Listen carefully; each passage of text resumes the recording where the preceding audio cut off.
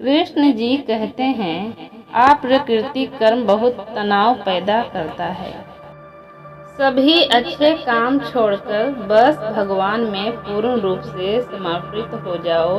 मैं तुम्हें सभी पापों से मुक्त कर दूंगा, शोक मत करो। किसी और का काम पूर्णता से करने से कहीं अच्छा है कि अपना काम करें, भले ही उसे अपूर्णता से करना पड़े। मैं उन्हें ज्ञान देता हूँ जो सदा मुझसे जुड़े रहते हैं और जो मुझसे प्रेम करते हैं। मैं सभी प्राणियों को समान रूप से देखता हूँ, ना कोई मुझे कम प्रिय है ना अधिक, लेकिन जो मेरी प्रेम पूर्वक आराधना करते हैं वो मेरे भीतर रहते हैं और मैं उनके जीवन में आता हूँ। प्रबुद्ध व्यक्ति सिवाय ईश्वर के किसी और पर निर्भर नहीं करता।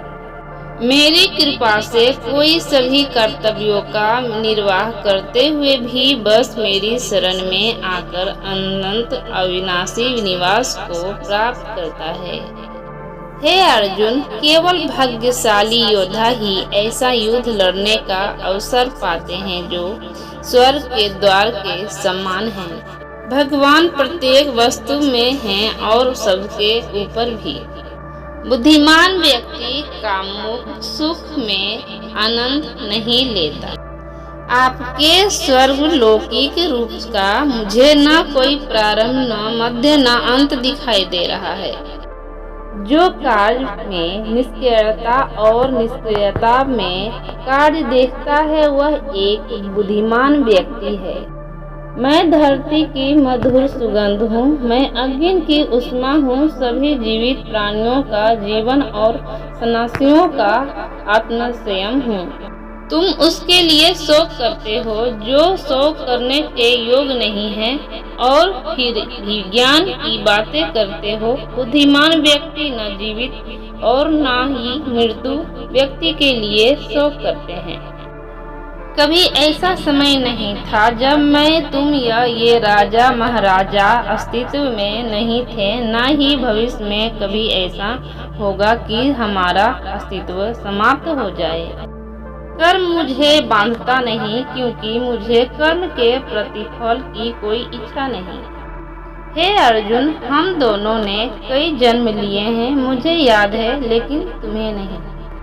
वह जो वास्तविकता में मेरी उत्कृष्ट जन्म और गतिविधियों को समझता है वह शरीर त्यागने के बाद पुनः जन्म नहीं लेता और मेरी धाम को प्राप्त होता है। अपने परम भक्तों को जो हमेशा मेरा स्मरण या एक चिंतन मन से मेरा पूजन करते हैं, मैं व्यक्तिगत रूप से उनके कल्याण के उत्तरदायित्व लेता हूँ।